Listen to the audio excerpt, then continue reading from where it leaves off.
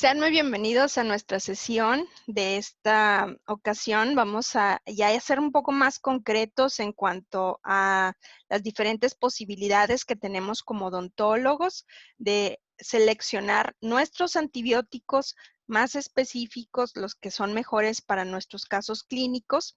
Y para eso me estaba esperando para que ustedes entregaran la tarea donde ya lo poníamos la selección como una prioridad en los casos clínicos de este capítulo, eh, teniendo como base el capítulo 44 del libro de texto titulado Penicilinas, cefalosporinas y otros antibióticos lactámicos.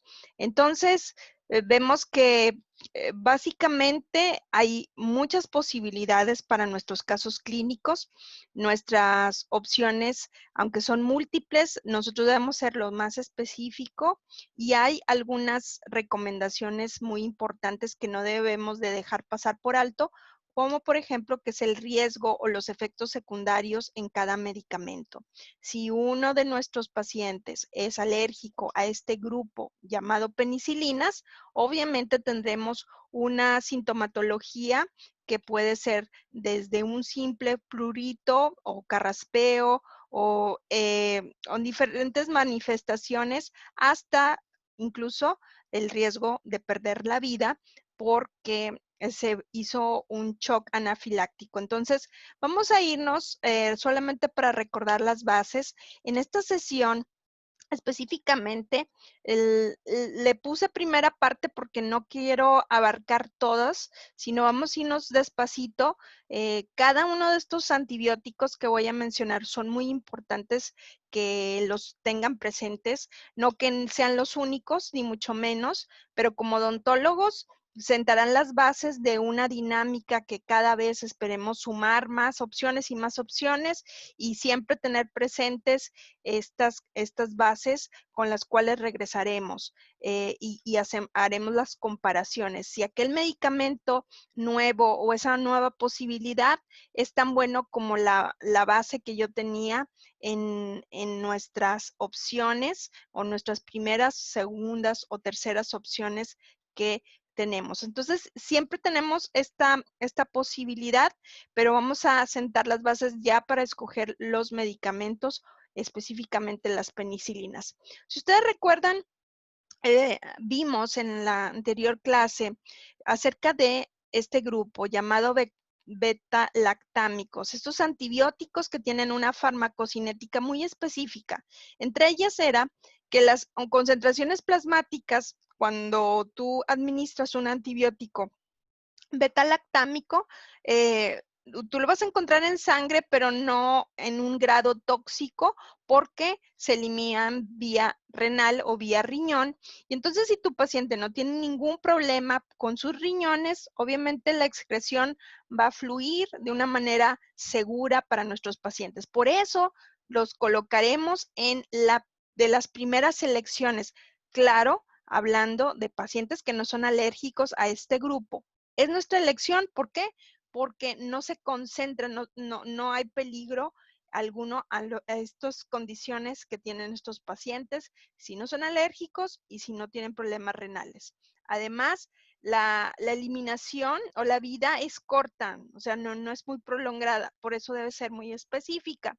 Eh, el volumen de distribución es muy bueno, por eso las escogemos, y atraviesan la barrera placentaria, y eso nos indica un cierto riesgo para un gestante, un bebé, una mujer en gestación, pero sin embargo lo tenemos en una amplia recomendación bajo las condiciones que vamos a ver. Entonces, en esta sesión vamos a ver alrededor de 7 antibióticos. Espero como una recomendación que tomen nota, que repasen su libro de texto, que se involucren más en casos clínicos para hacer la comparación, qué es lo que yo le recetaría, por qué no se ponen en una opción este medicamento o por qué se contraindica, etcétera, etcétera. Entonces, dentro de nuestras posibilidades tenemos en esta clasificación de beta-lactámicos, en primer lugar, los más conocidos son las penicilinas. Después le siguen las cefalosporinas o los monobactámicos, carbapenemes o los inhibidores de la beta-lactamasa. Todos y cada uno de ellos son subclasificaciones, pero obviamente empezaremos con de los más conocidos. Entre las penicilinas, recordemos, esto es un recordatorio, inhiben la síntesis de la pared celular, especialmente la síntesis del peptoglicano, inhibiendo enzimas bacterianas esenciales para la misma y mediante la unión a estos receptores PFP. Pero lo importante, esto es un recordatorio, lo importante es imaginarnos cómo llega mi beta-lactámico, en este caso mi penicilina, y cómo empieza a interactuar con mi colonia bacteriana. Para lo cual recordamos que hay penicilinas naturales, entre las cuales vamos a ver algunas en esta sesión, como la penicilina G sódica, potásica, la procaínica, la benzatínica. También hay otras ácido resistentes, como la penicilina B, es la que vamos a ver. Hay otras resistentes a la beta-lactamasa, estas las dejaremos para otra sesión, pero ahí de una vez las podemos mencionar. Meticilina, naficilina, dicloxacilina, oxacilina y cloxacilina. Entre las aminopenicilinas está la ampicilina, la amoxicilina, que son ampliamente utilizadas en los consultorios odontológicos, y hoy vamos a ver cuál es la mejor, cuál es la primera opción y cuál es la diferencia, sobre todo, entre ellas.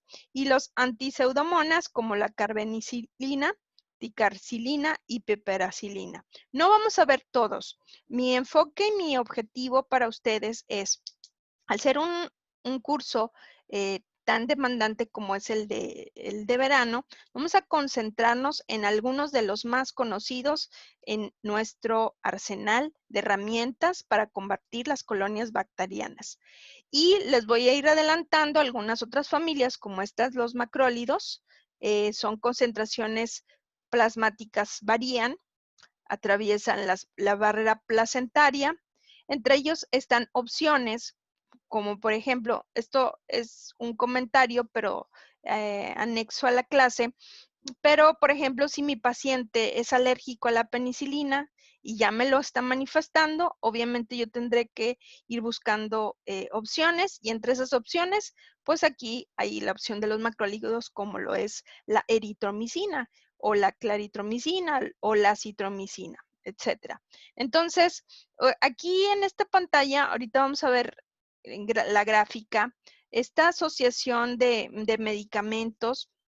La FDA recomienda o le da cierta peligrosidad a los medicamentos, a los antibióticos, y le pone, bueno, hay la A, son las que no hay cero peligro, y luego siguen las B y luego la C. Entonces aquí nos está indicando la peligrosidad de los mismos. Y aquí los macrólidos, como estas, que son opciones para cuando las pacientes son alérgicos a la penicilina, entonces el mecanismo de acción es que estos inhiben la síntesis de proteínas bacterianas por unión reversible a un ribosoma. Si lo recuerdan en la clase anterior, el ribosomal 50S de los microorganismos susceptibles. Entonces, en conclusión, vamos a ver las penicilinas, que son las más comunes. Ya sabemos cómo actúan.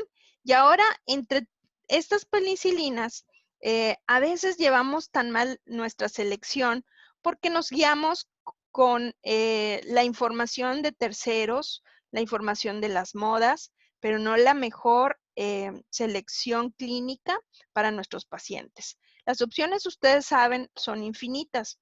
Imagínense descifrar esta pregunta en la cual hemos estado rondando en las clases. ¿Cuál es el mejor antibiótico? ¿Por qué? Porque las opciones están. Aquí les pongo casos clínicos concretos o opciones clínicas en las que podemos hacer estas decisiones. Si yo deseo o necesito hacer una profilaxis antibiótica antes de operar o después de operar, ¿cuál es el antibiótico que voy a seleccionar para ese caso? o si tengo una gran infección con gran destrucción ya ósea, que peligra la vida del paciente porque ya está comiendo los tejidos, no solamente blandos, sino los tejidos duros de nuestro diente. Entonces, sospecharé de una osteomielitis. ¿Cuál es el antibiótico más indicado para este caso?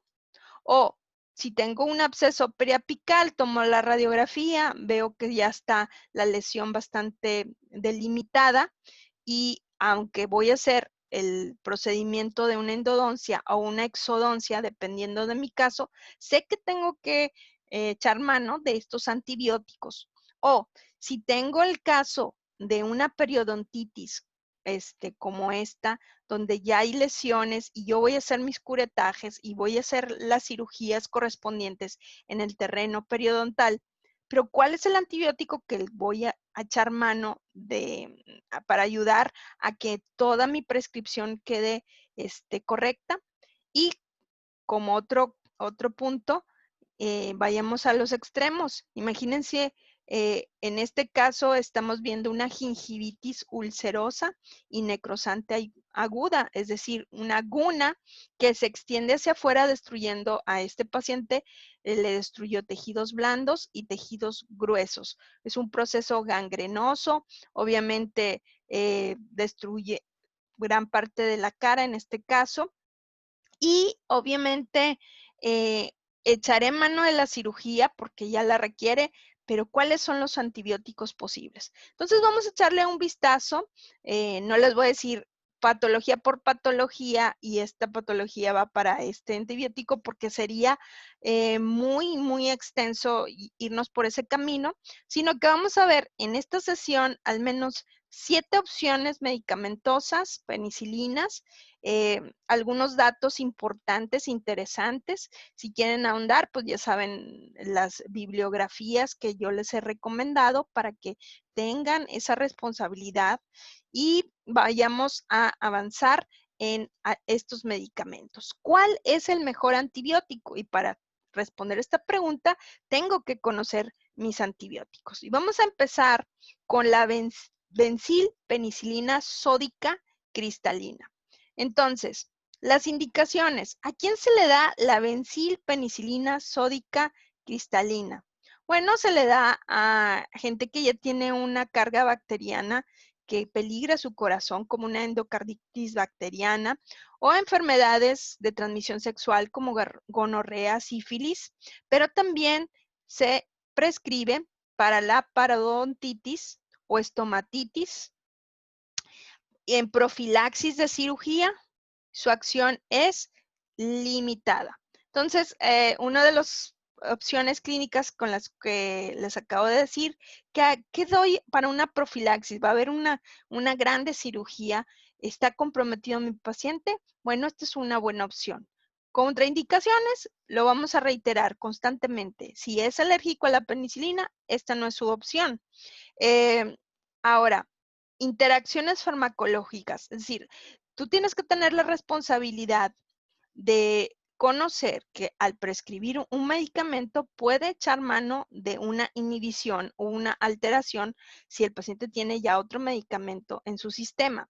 Entonces, aquí ahorita vamos a repasar cuáles son los aminoglucósidos, pero si se utiliza esta penicilina sódica cristalina con aminoglucósidos, desactiva la acción de ellos. Además, la acetilcisteína disminuye su eficacia. Y otros medicamentos muy utilizados dentro del arsenal del odontólogo son el cloranfenicol y las tetraciclinas, pero si nosotros sabemos que ya hay una tetraciclina o cloranfenicol y le metemos una penicilina en nuestra receta, se antagonizan, es decir, va a haber una competencia y vamos a inhibir uno u otro. Generalmente salen perdiendo el cloranfenicol y la tetraciclina. Y interviene en la eficacia de anticonceptivos orales. Recuerden, todas las penicilinas, si nuestra paciente nos está diciendo nuestra historia clínica este punto de los anticonceptivos es una responsabilidad, como yo ya se los he mencionado, decirles, ahí va una penicilina y el anticonceptivo oral va a bajar su eficacia para que tenga esa persona el conocimiento. Las dosis pueden variar. Yo voy a mencionarles algunos puntos. Las dosis usuales, si no hablamos intravenosa, estamos hablando de 1 a 4 millones de unidades cada 4 a 6 horas. Las frecuencias van a estar variando y ese es el reto de de la farmacología. Las frecuencias, los días, las sugerencias cambian, entonces no podemos estandarizar, decir, todos los medicamentos van a ser cada 4 horas o cada 6 horas o cada 8 horas o cada 12 horas. No, varía dependiendo de la concentración y por eso hay que aprenderlo. Esto es más que memorización. Y aquí nos sugiere que en infecciones severas se puede administrar cada 2 o 3 horas, es decir, la frecuencia mucho mayor. Regresando porque habíamos visto que los aminoglucósidos en esta parte dice, se utiliza con aminoglucósidos, si se utiliza con aminoglucósidos, desactiva la acción de ellos. Recordemos un poco, los aminoglucósidos se absorben muy poco por vía oral, pero por vía muscular, intramuscular son bien absorbidos, se alcanzan concentraciones máximas en sangre de 30 a 90 minutos, o sea, son bastante rápidos.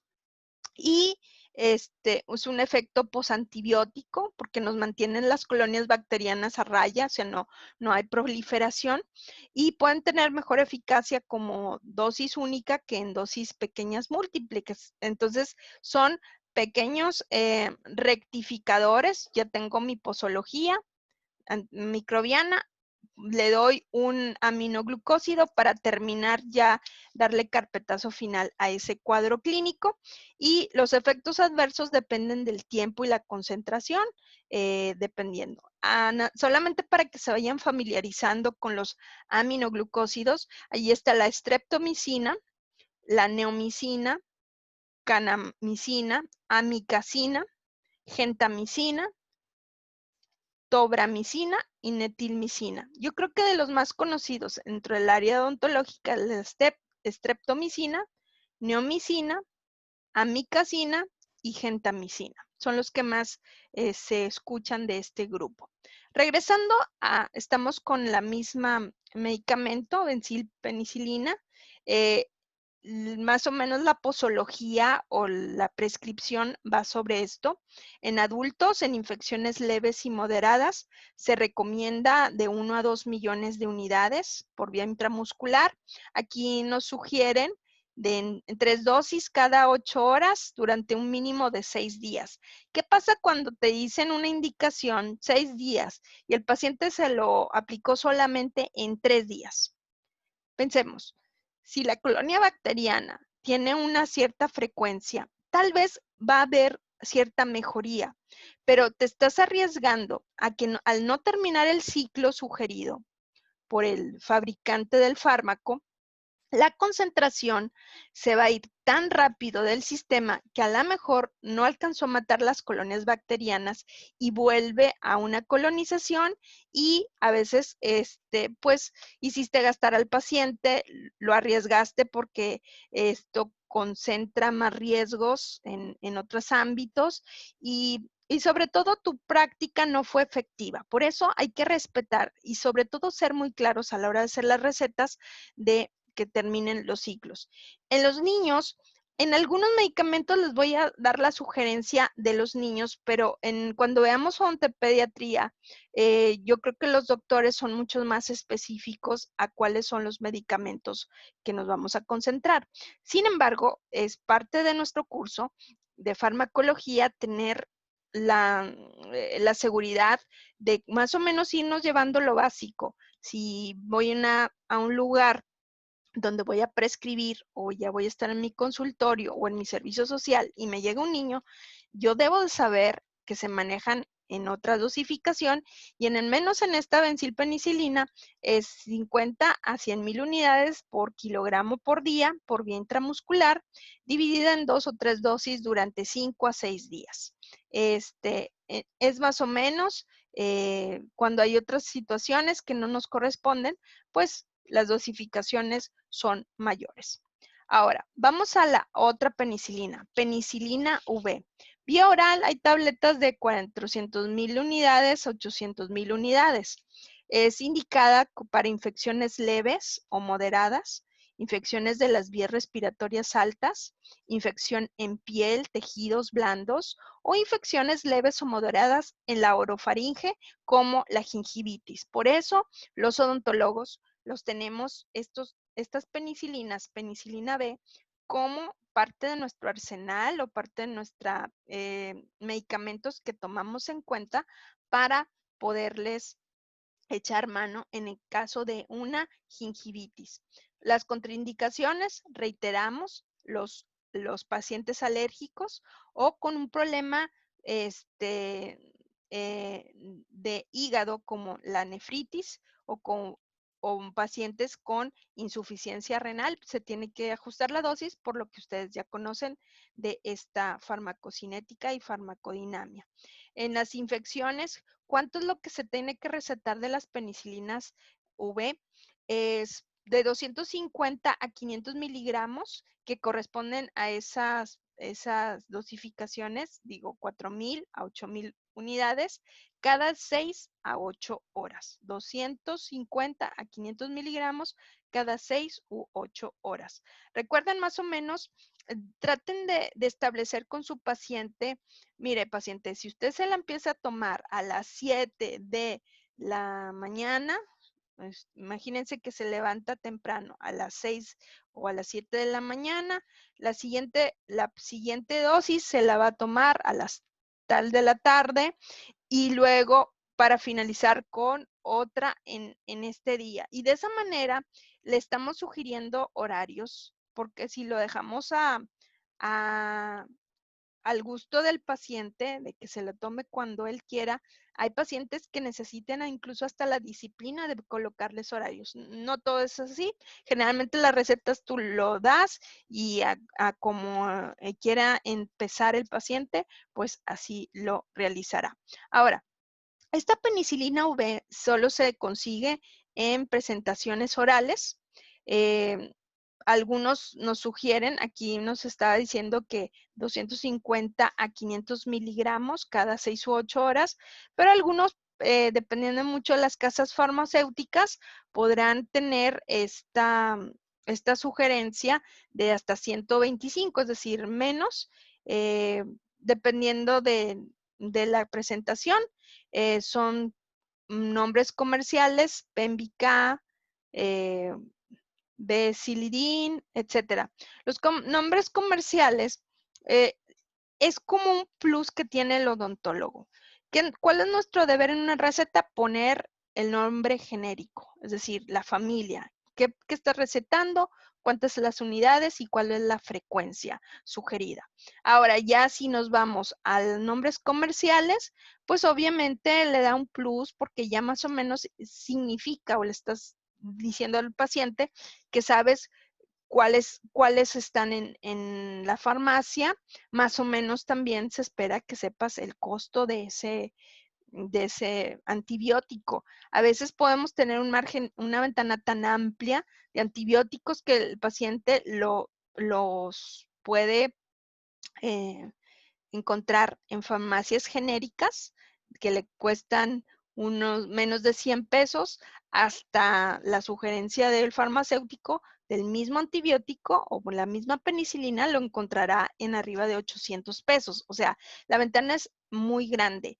Y entonces el odontólogo debe de estar familiarizado lo más que se pueda con nombres comerciales, con precios, con número de tabletas, que es el ejercicio que nosotros hacemos en 10º semestre para poder ya llevar una información más firme con el paciente. Entonces, esta es la penicilina V, en la cual es la forma farmacéutica, pues esto es lo que corresponde, 250 miligramos, son 400 unidades y pues los 500 doblen el número, son 800,000 unidades, pero también lo pueden encontrar para los niños en una suspensión, generalmente suspensión oral,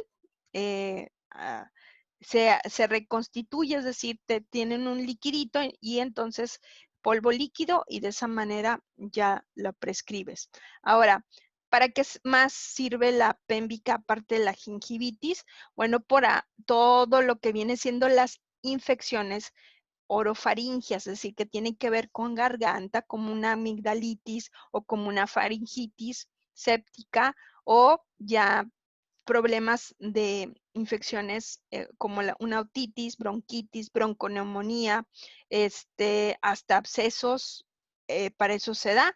Recuerden siempre las contraindicaciones, pues la hipersensibilidad a las penicilinas, porque si no, vienen todas las contraindicaciones o efectos secundarios. Muy bien. Entonces, otra, otra aplicación, aquí están viendo en pantalla, este caso clínico específico es una guna, una gingivitis ulcerativa necrotizante, a veces es aguda y se llama guna y a veces solamente queda en necrotizante. Entonces, básicamente, la dosis sugerida cuando tienes un paciente así, muy infectado, en adultos y niños mayores de 12 años son estas tabletas 250 500 miligramos cada 6 horas por 7 a 10 días. Si recuerdan entonces en sus apuntes, vayan viendo que las dosificaciones o las recomendaciones van cambiando. De 7 a 10 días, no debes de bajar. Aquí no hay de 6 días, aquí es de 7 la semana. Cúmplela con esta dosificación cada 6 horas de penicilina V. Vamos a otro medicamento llamado, yo creo que muchos lo han escuchado, dicloxacilina. La dicloxacilina es, las cápsulas también se repiten, hay de 250 a 500 miligramos, pero también hay soluciones inyectables igual de 250 a 500 mililitros o unidades, suspensión, 250 miligramos, y se usa en la terapia inicial por la resistencia de las bacterias que producen penicilasa. Contraindicaciones, pues los alérgicos a las penicilinas y no se recomienda que se administren con las tetraciclinas como en la anterior medicamento. La dicloxacilina, entonces las dosis van a ir cambiando. Alguien puso aquí 250 miligramos cada 6 horas vía oral cuando hay una infección moderada a severa y ya se puede poner una ampolleta de 500 miligramos vía intramuscular cada 6 horas o bien vía intravenosa diluida en 50 a 100 mililitros de agua para cada 6 horas. Las diferentes especificaciones van cambiando. La dicloxacilina, quiero decirles que es una de las que más recetamos, pero hay que saber cómo se debe usar. Entonces, tomen en cuenta la frecuencia, lo voy a preguntar pronto. ¿Cuál es la frecuencia de estas recetas? Por vía oral se toma, pero también hay otras vías. Este Brisbane es uno de los más comunes, pero nombres comerciales habrá muchísimos más. La dicloxacilina por lo general se toma cada 6 horas, 4 veces al día, es decir, 4 veces al día. Se debe tomar con el estómago vacío. Ese es un gran tip que podemos sacar. Bueno, si es uno de los antibióticos que más vamos a recetar, bueno, hay que especificarle, paciente generalmente es en ayunas, al menos 1 hora antes o 2 horas después de una comida o merienda. ¿Para qué? Para que la absorción sea más directa, que no haya competencias y que pueda tener el efecto más rápido para el paciente. La duración del tratamiento depende del tipo de infección que tenga.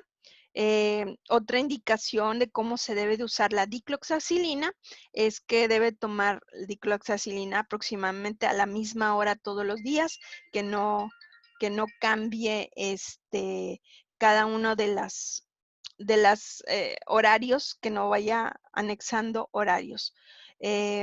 Tome la dicloxacilina mientras está sentado o de pie con 120 mililitros de agua como mínimo, y no se recueste ni se vaya a dormir inmediatamente después de tomar. Es una de las indicaciones después de tomar este medicamento para evitar alguna situación adversa. Generalmente son situaciones de reflujo o algo que pudiera irritarle a el paciente. Por eso, las indicaciones. Bueno, en el área odontológica, ¿por qué nos interesa tanto la dicloxacilina? Porque se sugiere que es para tratamientos de infecciones por cocos gram positivos, en especial contra Staphylococcus aureus, que ustedes saben está involucrado en muchas de las afecciones odontológicas y utilizada especialmente en infecciones de tejidos blandos. Aquí ustedes pueden ver una gran infección como esta celulitis que estamos viendo aquí, y entonces si están pensando, bueno, ¿cuál es opción en tejidos blandos? Recuerden, dicloxacilina. ¿Cuánto? Bueno, lo vamos a dar 4 veces al día en su presentación máxima de 500 miligramos. Si dependiendo de la sugerencia clínica que usted tenga con su asesor clínico y se presenta un cuadro mucho más severo como es yo les platicaba en clases pasadas que tuve una paciente más o menos con un cuadro aquí, donde la estaba supurando por vía del ojo, del lagrimal, y era pus, por toda una afección celulítica, y con una inyección 3 veces un fin de semana, ya lo estaban operando el lunes. Entonces, las vías orales, ustedes ya lo están considerando, son vías orales, son muy buenas, pero bajo ciertas condiciones, y cuando ya la afección está demasiado avanzada, obviamente no va a ser nuestra primera opción. Vamos a buscar una intramuscular o intravenosa, sobre todo intramuscular, pero estos son afecciones que ustedes están viendo de tejidos blandos y que la dicloxacilina puede ser una buena opción dependiendo de la gravedad y cómo veamos el caso clínico. Ahora, vamos a irnos bien general. La ampicilina. La ampicilina realmente se trabaja desde hace mucho con ella. Eh, se ha abusado incluso de ella, pero la ampicilina, vamos a hablar primero de su presentación. También está en presentaciones de 250 a 500 miligramos. También hay solución inyectable y también hay suspensión. Entonces, son 3 formatos: o vía oral, por cápsulas, por solución inyectable y por suspensión. ¿Para quiénes se les indica la ampicilina? Pues pacientes cuyas infecciones no sean causadas por microorganismos que produzcan penicilasa, infecciones respiratorias, también gastrointestinales. Recuerden, son genéricos, son de amplio espectro, entonces estamos hablando de que puede ser de una infección gastrointestinal hasta una infección acá en cerca del área de cefálica o de nuestra cabeza. Y contraindicaciones, pues a los alérgicos, y una indicación: no se debe mezclar con bacteriostáticos porque no funcionarán estos, y también el asunto de los anticonceptivos orales para tomar en cuenta de que bajan su funcionalidad. Vía oral, 500 miligramos a 1 gramo cada 6 a 8 horas por 6 o 7 días. 6 o 7 días. Ahora, si ahorita a un odontólogo se le dice ampicilina, eso lo recetaron hace mucho tiempo, pero como yo les planteaba al inicio de esta clase, estas son las bases. Son opciones que todavía seguimos teniendo para muchos pacientes que no tienen las posibilidades de invertir mucho en sus antibióticos ya en combinación. Entonces, las ampicilinas siguen siendo muy buenas opciones. En este cuadro, yo lo que les quiero llamar su atención son los organismos a los cuales va dirigida una ampicilina. Como lo dice su nombre, es de amplio espectro. Imagínense, lo acabamos de decir, desde infecciones gastrointestinales hasta pudiera ser una infección oral. Y aquí está, aparato respiratorio, gastrointestinal, urinario, uretritis, meningitis bacteriana, profilaxis, pero lo que nos interesa a nosotros específicamente como odontólogos es cómo aplicamos la ampicilina dentro del área de la odontología. Y para eso dice, procedimientos dentales y cirugía oral es nuestro trinchera, y entonces en las cirugías orales, si el paciente no tiene mucho dinero, no tiene muchas posibilidades, la ampicilina sigue siendo recomendada con las dosificaciones, voy a regresar, sugeridas. Aquí nos ha estado diciendo, vía oral, 500 miligramos a 1 gramo cada 6-8 horas por 6 a 7 días. Y entonces aquí vamos viendo más o menos cómo van cambiando dependiendo de la afección. Como nosotros no recetamos si hay una infección respiratoria, pero sí debemos de conocer más o menos en dónde andan las dosificaciones, y vemos que no nos cambian.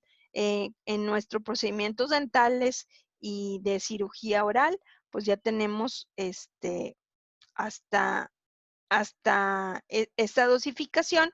Y aquí ya está apareciendo otro nombre. Cuando utilizamos ampicilina con un agregado llamado gentamicina. Y sobre todo, ¿qué es lo que queremos provocar con este agregado? Vamos a hablar acerca de él, pero para que se quede en la ampicilina, entonces, dentro de nuestra área, se utiliza para procedimientos dentales y cirugía oral. Entonces, recordemos dosificaciones, infecciones leves o moderadas, 250 a 500 miligramos cada 6 horas, infecciones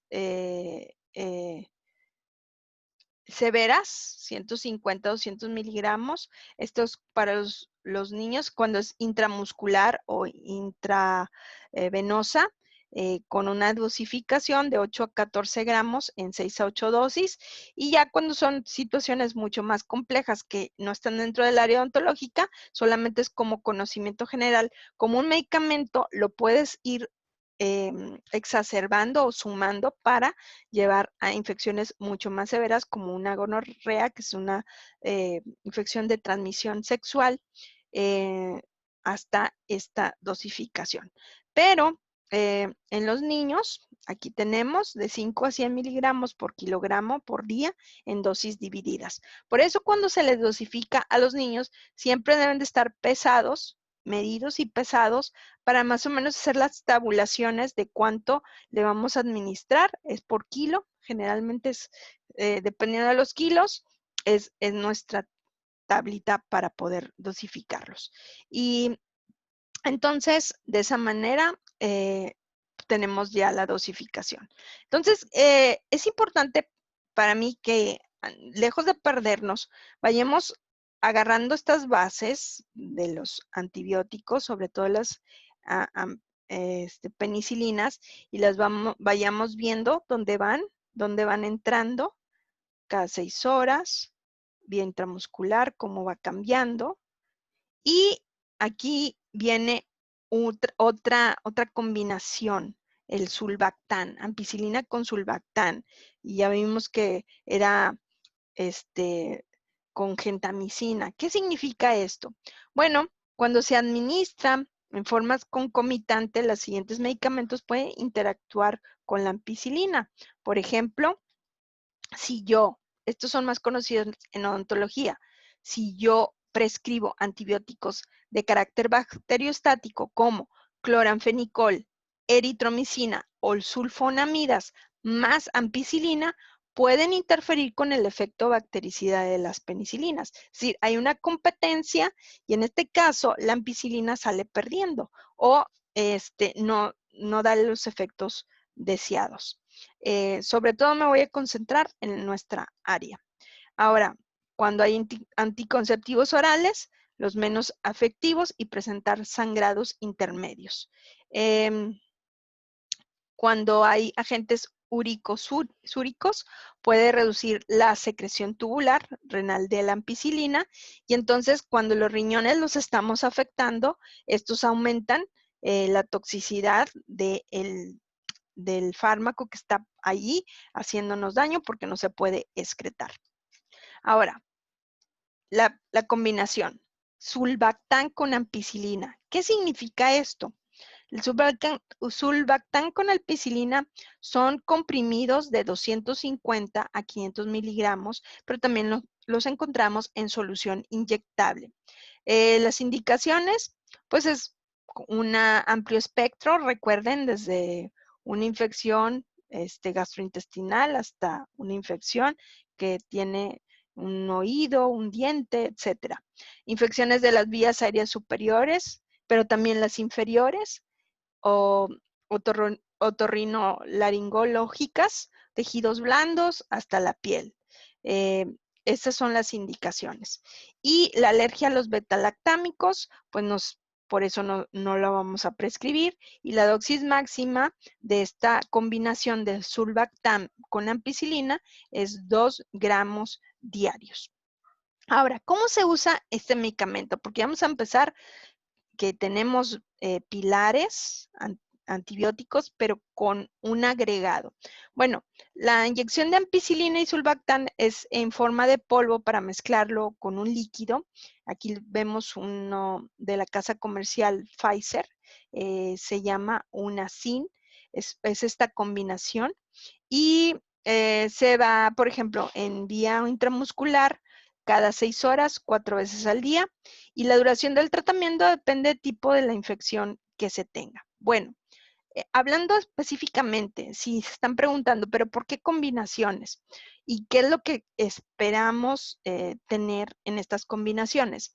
La ampicilina y sulbactam se indican en medicina para tratar este tratamiento, como todas las ampicilinas, causadas por bacterias resistentes a los antibióticos beta-lactámicos. Y en sulbactam, por su parte, lo que va a hacer es bloquear la enzima que desnaturaliza la ampicilina, permitiendo que las bacterias queden indefensas ante el ataque del antibiótico. Entonces, la ampicilina con sulbactam se usa también cuando la causa de la infección es desconocida. Tenemos una infección allí muy fuerte, no sabemos exactamente cuál es el microorganismo que la está causando y entonces hacemos una combinación y es realmente una herramienta muy efectiva porque se potencializa el efecto. Entonces, esta es muy aceptada en este tipo de infecciones fuertes y generalmente, pues, hay una opción cuando no tenemos una especificidad, donde no sabemos exactamente qué es lo que la provocó. Ahora, también habíamos hablado de una combinación llamada gentamicina. La gentamicina, las indicaciones terapéuticas son para infecciones muy, muy fuertes, como lo son la septicemia, como incluyendo una bacteremia, es decir, cuando ya la infección ya está muy peligrosamente entrando en torrente sanguíneo, y cuando hay infecciones de piel, de tejidos blandos, incluyendo las quemaduras, generalmente se da gentamicina, infecciones de las vías respiratorias, incluyendo pacientes con fibrosis quística, infecciones del sistema nervioso central, como meningitis, infecciones complicadas y recurrentes de vías urinarias, infecciones óseas, incluyendo articulaciones, infecciones intraabdominales, peritonitis o endocarditis bacteriana. Si ustedes están viendo, son muy generales, muy amplia su uso, pero, sin embargo, dentro del área de la odontología, a pacientes con problemas óseos, una infección ósea fuerte, la gentamicina sigue siendo una opción. Yo quiero que veamos aquí en pantalla las sugerencias en el caso de pacientes, aquí lo mencionaban acerca de pacientes embarazadas, cómo ciertos antibióticos representan a la paciente ciertos riesgos. Entonces, todos los antibióticos en categoría A, lo que mencionaba al inicio de esta sesión, no hay riesgo, pero los que están en la categoría B, allí están nuestras penicilinas, que sí representan ciertos riesgos, cefalosporinas, carbapenemes, monolactámicos, inhibidores de la lactamasa, macrólidos, clindamicinas, metronidazol, vancomicinas, etcétera. Casi todos los antibióticos que vamos a utilizar están dentro de esta categoría, los odontólogos. Casi todos estos los mencionaremos en el curso.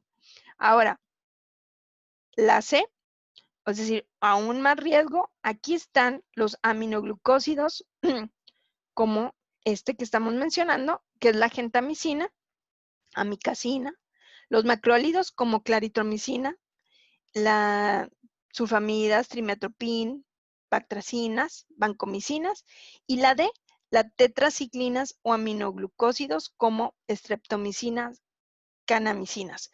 Es mi intención al enseñarles esta gráfica, obviamente, que vean los riesgos y dónde los pone para pacientes tan sensibles como son las pacientes embarazadas. Entonces, para que vean dónde van los penicilinas, las que estamos viendo. Sin embargo, el odontólogo hasta tetraciclinas prescribe.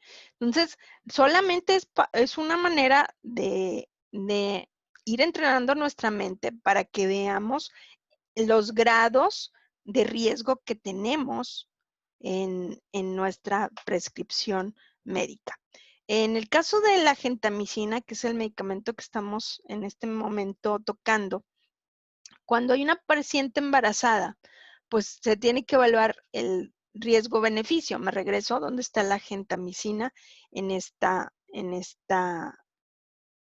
tabla, está en el C, aquí está la gentamicina. Entonces, ¿por qué? Porque no hay suficiente información.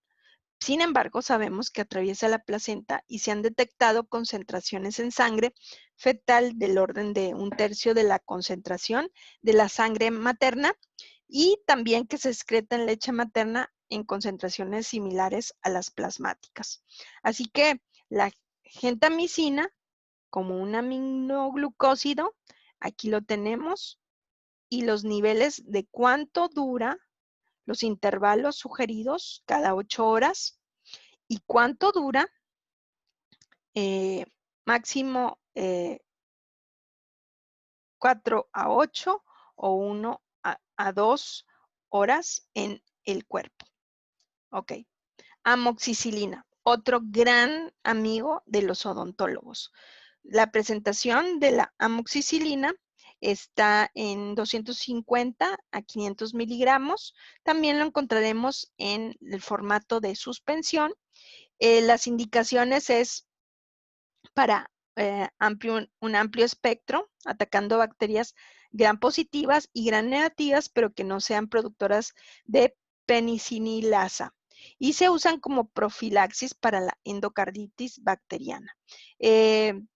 Las alergias, pues lo tomaremos en cuenta. Y también disminuye el efecto de los aminoglucósidos y no se debe administrar con bacteriostáticos por ese efecto antagonista ya anteriormente mencionado. Interviene también con los anticonceptivos orales.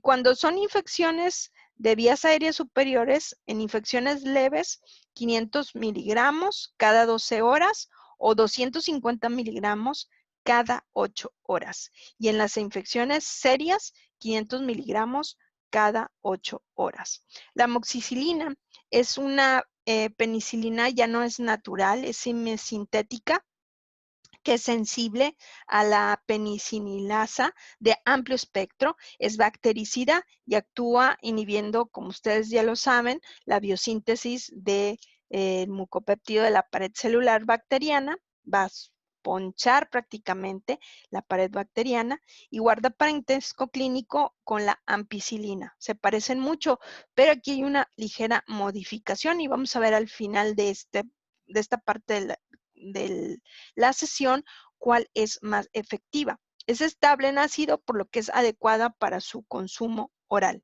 Ahora, dentro de las amoxicilinas, aquí estamos viendo un repaso de cuál es su espectro. Aquí están los microbios, las bacterias que está atacando, la ampicilina, y nos vamos a concentrar en esta parte. Aquí estamos viendo infecciones orales, por eso las recetamos.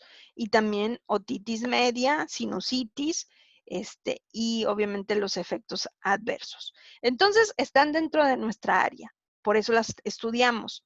La presentación de la amoxicilina es variada, depende de la casa comercial que las saque al mercado, pero van desde cápsulas, tabletas, masticables, tabletas masticables y en suspensión o líquido para tomar por vía oral. Normalmente se toma cada 12 horas, 2 veces al día, o cada 8 horas, es decir, 3 veces al día, con o sin alimentos. Aquí tenemos la ventaja de que la amoxicilina aguanta mucho, ya sea los alimentos o la acidez del estómago. Es una molécula bastante estable, está estudiada para que aguante mucho y no nos haga efectos secundarios. Y la duración del tratamiento depende de la infección y la misma indicación que estoy reiterando. Se le dice al paciente, generalmente tome a la misma hora, no ande cambiando. Ahora, aquí nos llevará a algunas sugerencias de dosis de 875 miligramos cada 12 horas o 500 miligramos cada 8 horas. Y si ustedes están viendo en esta tabla, ya estamos viendo una posible amoxicilina con ácido clavulánico que nos dará también cada 8 horas. Esto viene ya, no tiene uno que prescribirlo dos, viene en la misma tablita, en la misma fórmula, ya está el ácido clavulánico con la amoxicilina. Así solamente esto es de recordar, esto es disciplina mental, es hacer nuestras tablas, es familiarizarnos cada vez más y no tener muchas opciones. Esto es lo que nos pasa mucho a los odontólogos. Tenemos muchas opciones de dosificación. Unos me dicen que hasta 6 días, otros me dicen que puedo hasta 10 días, otros me dicen que mucho menos. Es decir, voy cambiando. Y entonces la que queda en mi mente es la que generalmente estoy recetando constantemente y me empiezo a olvidar de todas las opciones. Mi tip clínico mientras agarramos esta experiencia y que mientras se fije en nuestra mente es hacer nuestras notas, hacer tablitas como esta que está aquí, esta tabla, tenerlas en limpio, cuáles son las opciones, y empezar a practicar. Y si me dice mi doctor, mi asesor clínico, con toda su experiencia, agarraré la opción y yo les sugiero que hagan este ejercicio cuando vuelvan a tener un paciente enfrente. Doctor, ¿le puedo recetar? Y que el doctor me diga X medicamento. Entonces yo voy a mi tablita y veo mis otras opciones. Y pregunto, doctor, ¿y también estaría bueno recetarle esta y esta opción? De esa manera usted, su mente la está entrenando para la sugerencia del clínico es una opción, pero yo ya estoy consultando a mi tabla de este curso y ya tengo 3, 4 opciones posibles para la misma afección clínica y ya junto con el clínico, imagínense que el doctor diga, sí, cierto, es una buena opción, algo que tú me sugeriste, ya empezamos a hacer cambios y mi mente ya va a estar fijándose. ¿Qué es lo que hacemos? Estamos en clínica, nos dice el doctor, si le preguntamos, ¿le puedo recetar esto? El doctor lo firma, se acabó. Y entonces todas mis opciones las voy dejando en el olvido. Y eso es lo que no debemos de hacer. Debemos ser mucho más proactivos en el área de la farmacología. Entonces, intercambiar ideas con mi asesor clínico, con varios asesores clínicos, si se pudiera. Y yo creo, muchachos, que es un gran tip que nos debemos de llevar. Antes en la clínica teníamos ahí estos estas tablas estaban ahí, entonces más de uno iba y buscaba las opciones y las dosificaciones, pero en este caso creo que ya no lo tienen y bueno, hay que hacernos de estas tablas. Yo hasta las plastificaría y llevaría a tener allí siempre a la mano. ¿Para qué? Para ir entrenando mi mente a que no se concentre en una sola opción, sino que hay más opciones. Ahora, la amoxicilina. Cuando regresamos a la amoxicilina, con el ácido clavulánico, generalmente mi opción se tiene que ir abriendo. ¿Qué significa? Como hace rato vimos con la opción de la gentamicina eh, o el Surbactam, ¿qué significa que yo prescriba un medicamento doble? Bueno, es eficaz.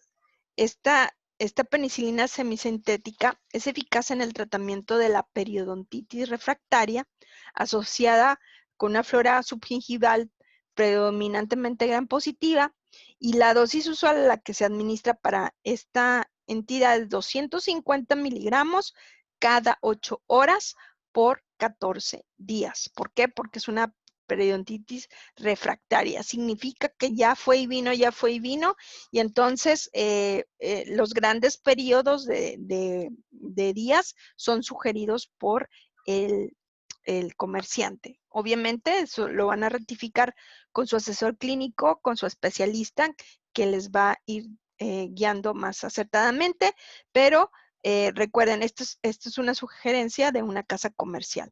Ahora, ¿en qué otras opciones yo puedo también dar amoxicilina más ácido clavulónico?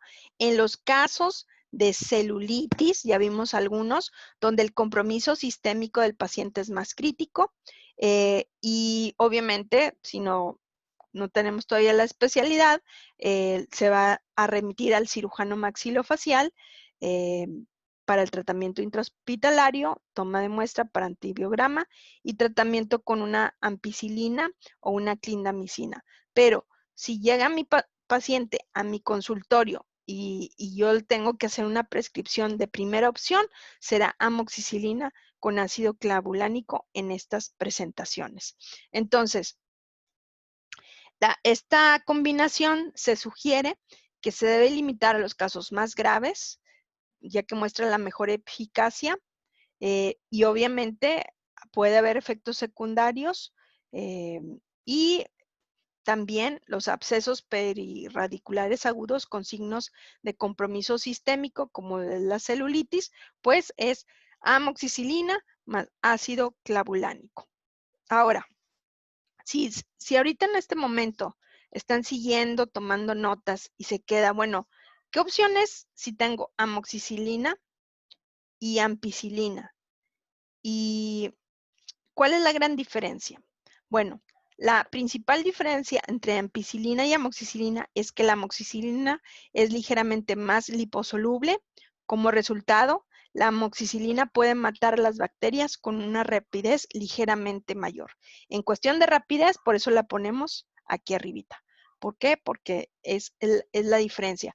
No que esta no sea buena, sí es buena, pero si quieres rapidez, me voy por esta opción, por esta semisintética.